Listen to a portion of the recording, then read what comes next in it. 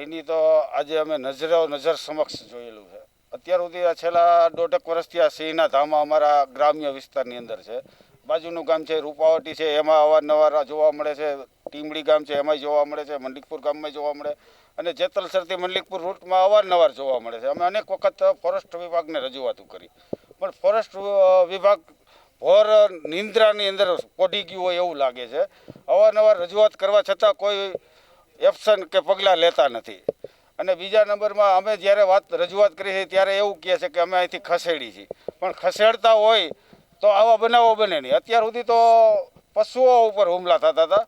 આજે તો અમારા ગામના ખેડૂત તનસુખભાઈ હિરજીભાઈ ઠુમર જે છે તે તેમની વાડી માટે મજૂર કહેવા ગયા તો તેમની પાછળ ઓચિંતાનો પીઠ પાછળથી હુમલો કર્યો. નજર મોત વારી ગયા.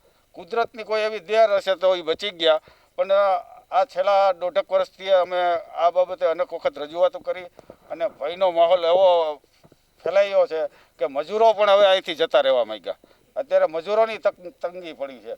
તો હવે અમે તમારા મીડિયાના માધ્યમથી આ ભર નિંદ્રાની અંદર સૂતેલી સરકારને રજૂઆત કરી છે કે તમે ફોરેસ્ટ વિભાગને જગાડો અને આનો અમને કોઈ પણ ઈલાજ અથવા કોઈ પણ રસ્તો કાઢીને બતાવે. મારું નામ તનસુખભાઈ હિરજીભાઈ ઠુમર, જેતલસર મારું ગામ. અમારા સીમ વિસ્તાર જેતલસરથી મંડલીપુર વિસ્તારમાં સિંહની અવારનવાર આવી બનાવ બને છે. હું બાજુવાળાની વાડીએ મજૂર કહેવા માટે જતો હતો અને પાછળથી મારી ઉપર એટેક કર્યો અને મને પછાડી દીધો અને હાથમાં 6 થી 7 ટાંકા આવ્યા છે અને પગના ભાગમાં ઈજા કરી છે. અને એક સિંહ મેં જોયો છે અને બાજુમાં મોટો તુવેરના ઘેરામાં જતો રહ્યો. અને અમારા વિસ્તારમાં સિંહનો ઘણા ટાઈમથી આવી રીતે બરાબર અવારનવાર બનાવ બનતા રહીએ. હા, ભય તો હોય જ ને. મજૂર લેબર વર્ગ હોય અમારા વિસ્તારમાં કામ જ ન આવે ને.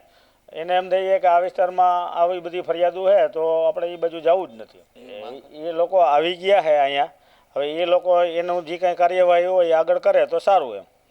હવે એ તો વાત તો અમને એવી હતી કે કાલની તારીખનો જેતલસર જંકશનમાં આવો બનાવ બનેલો છે. અમારી ઉપર બનાવ બન્યા પછી અમને ખ્યાલ આવ્યો છે.